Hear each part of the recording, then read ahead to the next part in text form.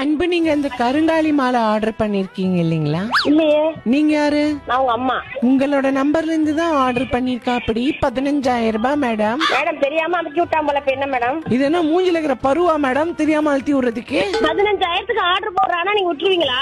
Madam, உங்க புள்ளையாண்டா என்ன பண்றான்றத நீங்க தான் பார்த்து வச்சிருக்கணும். எத்தனை இருந்து கத்திட்டே இருக்கீங்க? நீங்க தானே இப்ப பேசுறீங்க, என்னமோ மிரட்டி பேசுற மாதிரி பேசுறீங்க. மேடம், எந்த கரகர தொண்டை, நான் அப்படிதான் பேசுவேன். தொண்டையா? ஆமா, நான் நார்மலா பேசுறதே அப்படிதான் இருக்கும். என் வீட்டுக்காரட்டே நான் அப்படிதான் பேசுவேன். குரல உழைச்சு பேசல, நீங்க அங்க பேசுவீங்க. 15,000க்கு ஆர்டர் போட்டு வாங்க முடியாது மேடம். நான் ரொமான்டிக்காவே இப்படிதான் மேடம் பேசுவேன். என் பையன் 100 ரூபா கொடுக்க மாட்டேன். 15,000 போட்டிருக்கான் அவன். இன்னைக்கு சும்மா விட மாட்டேன். வரட்டப்பா. எங்க ஒர்க் பண்றீங்க? நான் பஞ்சாயத்து ஆபீஸ்ல ஒர்க் பண்ணிட்டு இருக்கேன். பஞ்சாயத்து ஆபீஸ்ல நீங்க ஒர்க் பண்றீங்கல்ல? 4 மணிக்கு என்ன பஞ்சாயத்து வர போகுதுன்னு 2 மணிக்கே தெரியுமா? என்ன பேசுறீங்க எனக்கு புரியல. அதே மாதிரிதான் என்ன பேசுறீங்க நீங்க? உங்க புள்ள வந்து ஆன்லைன்ல ஆர்டர் பண்ணான்றது எனக்கு எப்படி தெரியும்? நீங்க சொல்றதெல்லாம் ஏத்துக்கலாம். இந்த மாதிரி நிறைய பேர் பிராட் வேலை நிறைய பாப்பாங்க. பிராட் வேலையா மேடம்? போட்டு நீங்க தான் போட்டிருக்கீங்கன்னு சொல்லி வாங்குறது. இதுக்கெல்லாம் ஏமாத்துவ கிராமத்து மக்கள் நாங்க கிடையாது.